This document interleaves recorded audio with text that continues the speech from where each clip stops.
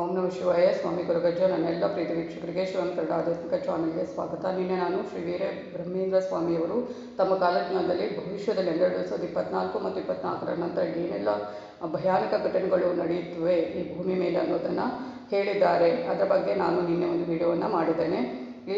ಇದು ಅದರ ಮುಂದುವರಿದ ಭಾಗ. ನಿಜವಾಗ್ಲೂ ಭಯಾನಕವಾಗಿರುತ್ತೆ. ಆದರೂ ಏನು ಮಾಡೋದು, ನಮಗೆ ಒಂದು ಅದರ ಜ್ಞಾನ ಇರಲಿ ಅಂತ ನಾನು ಈ ವಿಡಿಯೋವನ್ನು ಮಾಡಿದ್ದೇನೆ. ಆಗೋದನ್ನು ತಪ್ಪಿಸಲಿಕ್ಕೆ ಯಾರಿಂದಲೂ ಸಾಧ್ಯ ಇಲ್ಲ ಅಲ್ವಾ. ಆನಂತರ ಏನು ಅಂದರೆ, ಅವರು ಈಗಾಗಲೇ ಹೇಳಿರುವಂಥದ್ದು ಎಲ್ಲವೂ ಇಷ್ಟುವರೆಗೆ ಸಂಭವಿಸಿರುವಂಥದ್ದು. ಹಾಗೆ ಇದನ್ನು ಒಂದೊಂದಾಗಿ ತಿಳಿಸ್ಕೊಡ್ತಾ ಹೋಗ್ತೇನೆ. ಅದಕ್ಕಿಂತ ಮುಂಚೆ ನನ್ನ ಚಾನಲನ್ನು ನೀವು ಯಾರು ಸಬ್ಸ್ಕ್ರೈಬ್ ಮಾಡೋದಾಗುತ್ತೆ ಸಬ್ಸ್ಕ್ರೈಬ್ ಮಾಡೋದನ್ನು ಮರಿಬೇಡಿ. ಸಬ್ಸ್ಕ್ರಿಪ್ಷನ್ ಫ್ರೀ ಆಗಿರುತ್ತೆ. ಆದಷ್ಟು ಲೈಕ್ ಮಾಡಿ, ಶೇರ್ ಮಾಡಿ, ನನ್ನೆಲ್ಲ ವಿಡಿಯೋ ನೋಟಿಫಿಕೇಶನ್ ಬೇಕು ಅಂದರೆ ಬೆಲ್ ಐಕಾನ್ ಪ್ರೆಸ್ ಮಾಡಿ. ಹಾಗೆಯೇ ಮುಂದುವರೆದು ನೋಡೋದಾದರೆ, ತಾರೀಕು 24/5/2039ರಿಂದ ತಾರೀಕು 21/6/2039 ಮಧ್ಯದಲ್ಲಿ ಸಂಭವಿಸುವ ಭಯಂಕರ ಭೂಕಂಪದಿಂದ ಅದ್ದಂಕಿಯು ಹಾಳಾಗುವುದನ್ನು ಆಂಧ್ರ ಪ್ರದೇಶ ಹಾಳಾಗುತ್ತೆ. ಕ್ರಿಸ್ತಶಕ 2040ರಲ್ಲಿ ಕಾಶಿ ಹತ್ತಿರ ಗಂಗಾ ನದಿಯಲ್ಲಿ ಒಂದೇ ಒಂದು ಹನಿ ನೀರಿರುವುದಿಲ್ಲಂತೆ. ಆದರೆ 15ನೇ ದಿನ ಭಯಂಕರವಾದ ಪ್ರವಾಹ ಬರುವುದಂತೆ. ಕ್ರಿಸ್ತಶಕ 2040ರಲ್ಲಿ ಕಾಶಿ ಹತ್ತಿರ ಗಂಗಾ ನದಿಯಲ್ಲಿ 40 ದಿನ ನೀರು ಇರುವುದಿಲ್ಲ. ತಾರೀಕು 15 ಮತ್ತು 16 ಯಾವಾಗ 2041 ಫೆಬ್ರವರಿಯಲ್ಲಿ ರೌದ್ರಿ ಮಾಘ ಪೂರ್ಣಿಮಾದಂದು ಒಂದೇ ಸಾರಿ 7 ಕೋಟಿ ಜನರ ದುರ್ಮರಣವಾಗುತ್ತೆ. ಹಾಗೆಯೇ ತಾರೀಕು 26 ಮತ್ತು 27/11/2044 ರಕ್ತಾಕ್ಷಿ ಮಾರ್ಗಶಿರ ಶುದ್ಧ ಸಪ್ತಮಿಯಂದು ಚನ್ನಪಟ್ಟಣದ ಮದ್ರಾಸ್ನಲ್ಲಿ 7 ವರ್ಷದ ಬ್ರಾಹ್ಮಣರ ಬಾಲಕಿಗೆ 4 ಕೈಗಳು 3 ಕಾಲು ತಲೆ ಉಳ್ಳಂಥ ಮತ್ತು ಕೊಂಬುಳ್ಳ ಒಂದು ಗಂಡು ಮಗು ಜನಿಸುವುದಂತೆ. ಆ ಮಗು 22 ದಿನ ಜೀವಿಸಿ ಮರಣಿಸುವ ಮೊದಲು ಶ್ರೀ ಶ್ರೀ ಶ್ರೀ ವೀರಭೋಗ ವಸಂತರಾಯರಿಗೆ ಮತ್ತು ಕಲಿಪುರುಷನಿಗೆ ಮಧ್ಯೆ ನಡೆಯುವ ಮಹಾಯುದ್ಧ ಕುರಿತು ಗಟ್ಟಿಯಾಗಿ ಹೇಳಿ ಮರಣ ಹೊಂದುವುದಂತೆ.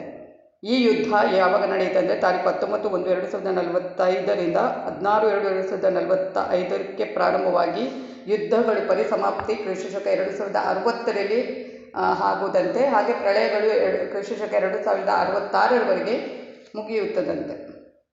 ಅಮೆರಿಕದಲ್ಲಿನ ಒಂದು ನಗರ ಭೂಕಂಪನದಿಂದ ನೆಲಸಮವಾಗುವುದು. ಆ ವಿಪತ್ತಿನಿಂದ 5 ಕುಟುಂಬಗಳು ಮಾತ್ರ ಉಳಿಯುತ್ತದಂತೆ. ಹಾಗೆಯೇ ಇಂಡೋಮಯ ಸಂಸ್ಕೃತಿ ಪುನಃ ಪುನರುಜ್ಜೀವನ ಹೊಂದುವುದಂತೆ. ಕುಂಭಕೋಣದ ದೇವಾಲಯದ ಗೋಪುರವು ಬಿದ್ದು ಹೋಗಿ ದೇವರು ಭಿನ್ನವಾಗುವುದಂತೆ. ಅಂದರೆ ಪ್ರತಿಮೆ ಹಾಗೂ ಅದರ ರೂಪ ಬದಲಾವಣೆ ಆಗುತ್ತೆ ಅಂತೆ. ಶೈವರು ವೈಷ್ಣವರ ಮಧ್ಯೆ ಕಲಹಗಳು ಉಂಟಾಗಿ ಜೀವಿಸುವುದು ದುರ್ಬಲವಾಗಿ 1,11,000 ಮಂದಿ ಬ್ರಹ್ಮಂರವರ ಜೀವ ಸಮಾಧಿ ಹತ್ತಿರ ಹರಿತವಾದ ಕತ್ತಿ ಆಯುಧಗಳಿಂದ ಕೊರಳು ಕೊಯ್ದುಕೊಂಡು ಆತ್ಮಾಹುತಿ ಮಾಡಿಕೊಳ್ಳುವರು. ಹಳ್ಳಗಳಾಗಿ ಹರಿದ ರಕ್ತ ಬ್ರಹ್ಮಂರವರ ಜೀವ ಸಮಾಧಿ ಮುಟ್ಟುತ್ತದೆ. ಬ್ರಹ್ಮಂರವರು ಜೀವ ಸಮಾಧಿಯಿಂದ ಹೊರಬಂದು ಅವರೆಲ್ಲರನ್ನ ಕಾಪಾಡುವರು. ಅಮಾವಾಸ್ಯೆಯ ದಿನ ಉದಯಗಿರಿ ಪರ್ವತದ ಮೇಲೆ ಚಕ್ರಾಂಕಿತನಾದ ವಿಷ್ಣು ದರ್ಶನ ಕೊಡ್ತಾರೆ. ಸುದರ್ಶನ ಚಕ್ರವನ್ನು ನೋಡಿ ಆ ದಿನ ಚಂದ್ರಗ್ರಹಣ ಇರಬಹುದು ಅಂತ ಜನರು ತಿಳಿಯುತ್ತಾರಂತೆ. ಹಾಗೆಯೇ ಕ್ಷಿಪಣಿ ಅಣುಬಾಂಬ್ಗಳಿಂದ ಹಂಪೆ ಅಂದರೆ ಕರ್ನಾಟಕದ ಹಂಪೆ ತೊಂದರೆಗೀಡಾಗುತ್ತದಂತೆ. ಮಾಯ ಜನರು ಬರುವರು. ವೆಂಪಲಿ ಗಿಡಗಳನ್ನು ಚಿಕ್ಕ ಚಿಕ್ಕ ಗಿಡಗಳಿಗೆ ಏಣಿ ಹಾಕಿಕೊಂಡು ಹತ್ತುವ ಜನರು ಕೂಡ ಹುಟ್ಟುತ್ತಾರಂತೆ ಮುಂದಿನ ದಿನಗಳಲ್ಲಿ. ಊರುಗಳ ನಗರಗಳ ಸರಹದ್ದುಗಳಲ್ಲಿ ಬಿಳಿ ಕಾಗೆಗಳು ಕೂಗಲಿಕ್ಕೆ ಶುರು ಮಾಡುತ್ತವಂತೆ. ವಾಲಿ ಸುಗ್ರೀವರ ಖಜಾನೆ ಒಡೆಯವರು ಹನುಮದ್ ರಾಮಾಯಣ ಬೆಳಕಿಗೆ ಬರುವುದು. ಹಾಗೆಯೇ ನಾಸ್ತಿಕತ್ವವು ಪ್ರಬಲವಾಗಿ ಸಂಬಂಧಗಳನ್ನು ಮೀರಿ ಪ್ರವರ್ತಿಸುತ್ತಾರೆ. ಒಬ್ಬರ ಹೆಂಡತಿರು ಮತ್ತೊಬ್ಬರ ಪಾಲಾಗುವಳು.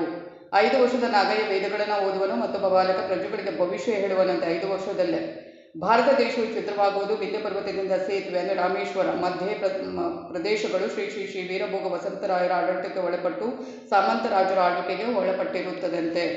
ಶ್ರೀ ವೆಂಕಟೇಶ್ವರನ ಬಲಭುಜ ಅದರುವುದು. ವಿಗ್ರಹ ಬೆಳಕು ಬಿಡುವುದು. ತಿರುಮಲದಲ್ಲಿ ಭೂಕಂಪ ಉಂಟಾಗಿ ಹೋಗುವ ದಾರಿಗಳೆಲ್ಲ ಮುಚ್ಚಿ ಹೋಗುವುದಂತೆ. ಪುಷ್ಯ ಮಾಸದಲ್ಲಿ ಮ್ಲೇಚ್ಛ ದೇಶಗಳಿಗೆ ಹಾನಿ ಆಗುತ್ತೆ. 26/8/2054 ಭಾವ ಸಂವತ್ಸರ ಶ್ರಾವಣ ಬಹುಳಾಷ್ಟಮಿಯಂದು ನದಿಗಳು ತುಂಬಿ ಹರಿದು ಹಳ್ಳಿ ನಗರಗಳಿಗೆ ತೊಂದರೆಯಾಗುತ್ತೆ, ತುಂಬ ದೊಡ್ಡ ಮಟ್ಟದಲ್ಲಿ ಅಂತ. ಜುಲೈ-ಆಗಸ್ಟ್ 2055ರ ಮಧ್ಯೆ ಭಾನುವಾರದ ದಿನ ತಿರುವನ್ವೇಲಿಯ ಹತ್ತಿರ ಹಬ್ಬ ನಡೆಯುತ್ತಿರುವಾಗ ಅಕಸ್ಮಾತ್ ಪ್ರವಾಹ ಬಂದು ಲಕ್ಷಗಟ್ಟಲೆ ಜನ ಕೊಚ್ಚಿ ಹೋಗುವರು. ಅಂದರೆ ದಿಢೀರಂಥ ಪ್ರವಾಹ ಬರುತ್ತೆ ಅಂತೆ. ಬಂದು ಎಷ್ಟೋ ಜನರು, ಲಕ್ಷಾಂತರ ಜನರು ಅದರಲ್ಲಿ ಕೊಚ್ಚಿ ಹೋಗ್ತಾರೆ ಆ ಪ್ರವಾಹದಲ್ಲಿ. ದಾತ್ರು ಅಂದರೆ 2056 ಮತ್ತು 57ರ ನಡುವೆ ಸಂವತ್ಸರ, ಆ ಒಂದು ಸಂವತ್ಸರ ಏನಿರುತ್ತೆ ಆ ಒಂದು ನಡುವೆ 56ರಿಂದ 57 ಬರುವ ಹೊತ್ತಿಗೆ ವೈಶ್ಯರಲ್ಲಿ 25 ಗೋತ್ರದವರು ಮಾತ್ರ ಉಳಿಯುತ್ತಾರಂತೆ. ಹಾಗೆಯೇ ತಾರೀಕು 3/2/2058 ಮಾಘ ಶುದ್ಧ ದಶಮಿ ಎಲ್ಲ ದೇಶಗಳು ಶ್ರೀ ಶ್ರೀ ಶ್ರೀ ವೀರಭೋಗ ವಸಂತರಾಯರ ವಶವಾಗುವುದು. ಅಲ್ಲಿಂದ ಸಮಸ್ತ ಭೂಮಂಡಲವನ್ನು ಅವರೇ ಆಳ್ತಾರಂತೆ. ನೋಡಿ, ಇದೆಲ್ಲ ಮುಂದೆ ಆಗುವಂಥದ್ದು. ಈಗಾಗಲೇ ಕಾಲಜ್ಞಾನದಲ್ಲಿ ಏನಿತ್ತು ಬ್ರಹ್ಮೇಂದ್ರ ಸ್ವಾಮಿಗಳು ಬರೆದಿರುವಂಥದ್ದು ಅದೆಲ್ಲ ನಡೆದಿರುವಂಥದ್ದು. ಮುಂದಿನ ದಿನಗಳಲ್ಲಿ ಈ ಥರ ಎಲ್ಲ ನಡೆಯುತ್ತವೆ ಅಂತ ಅವರು ಆ ಕಾಲಜ್ಞಾನದಲ್ಲಿ ವಿವರಣೆ ಕೊಟ್ಟಿರುವಂಥದ್ದು. ಮುಂದೆ ಇನ್ನೂ ಸಾಕಷ್ಟು ಮಾಹಿತಿಗಳು ಇರುವಂಥದ್ದು. ಅದನ್ನು ಮುಂದಿನ ದಿನಗಳು ಯಾವತ್ತಾದರೂ ವೀಡಿಯೋ ಮಾಡಿ ಹಾಕ್ತೇನೆ. ನಿಜವಾಗ್ಲೂ ಭಯ ಹುಟ್ಟಿಸುತ್ತೆ, ಏನು ಎತ್ತ ಅಂತ ಅಲ್ವಾ. ಖಂಡಿತವಾಗ್ಲೂ ಇಂಥ ಉಪಯುಕ್ತ ಮಾಹಿತಿ ಬೇಕು ಅಂದರೆ ಏನು ಮಾಡಬೇಕು, ನನ್ನ ಚಾನಲನ್ನು ಆದಷ್ಟು ಸಬ್ಸ್ಕ್ರೈಬ್ ಮಾಡೋದನ್ನು ಮರಿಬೇಡಿ. ನೋಡೋದು ಮಾತ್ರ ಅಲ್ಲ, ಆದಷ್ಟು ಲೈಕ್ ಮಾಡಿ ಅಂತ ಹೇಳ್ತಾ ಇದು ಇವತ್ತಿನ ವೀಡಿಯೋ ಆಗಿರುತ್ತೆ. ಮುಂದಿನ ವೀಡಿಯೋ ಮತ್ತೆ ಭೇಟಿ ಆಗ್ತೀನಿ. ಅಲ್ಲಿವರೆಗೆ ಧನ್ಯವಾದಗಳು.